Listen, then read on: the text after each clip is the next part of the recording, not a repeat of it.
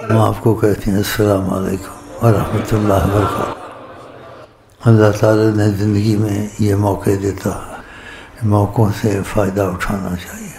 اور نبی کریم اس مہینے کی بہت قدر کرتے تھے، بلکہ اکثر روزے رکھتے تھے۔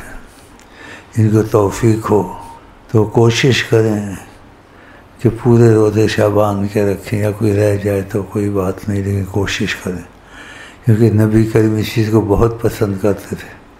جو نبی کریم چیز کو پسند کریں اس کو پسند کرنا چاہیے، اور کوشش کرنا چاہیے کہ روزے بہت رکھیں یہ شعبان شریف کے۔ تو زندگی انسان کو گھڑی گھڑی نہیں ملتی ہے، تو یہ فائدہ اٹھائیں کہ خدا تعالیٰ نے روزے کی اتنی اہمیت رکھی ہے جس کے مفہوم مختلف ہیں۔ ایک مفہوم خدا نے روزے کا جو اجر دیتا ہے، اور روزوں میں فرق ہوتا ہے۔ جو یہ تہوار میں ایسے آتے ہیں جو اس کے علاوہ ہوتے ہیں، فرق ہوتا ہے، بہت ہوتا ہے۔ تو روزوں کے متعلق یہ بھی اللہ تعالیٰ کا ایک حدیث کا مفہوم ہے۔ جو روزے رکھتا ہے اس کا نہیں پتہ اس کو کیا ملے گا۔ اس میں یہ مفہوم بتایا انا اجزی بھی، میں خود اس کو ملوں گا۔ اللہ یہ کتنی بڑی چیز ہے، نعمت ہے، اور پھر ہمیشہ کے لیے تم کو اس کی سعادت اور خدا تعالیٰ کی رضا، نبی کی رضا نصیب ہوگی۔ تو یہ کوشش کریں، اور روزے سے کوئی صحت کا نقصان نہیں ہوتا، تھوڑی دیر کا صبر، فائدے ہمیشہ کے لیے۔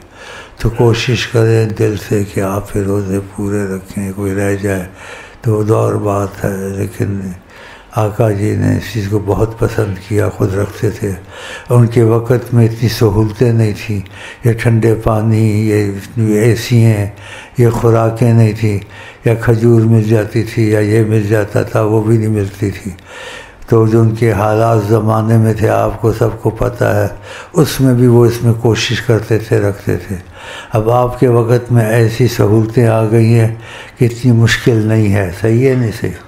تو کوشش کریں یہ روزے رکھیں، پھر رمضان شریف آئے گا، اس میں بھی اللہ کرم کرے گا۔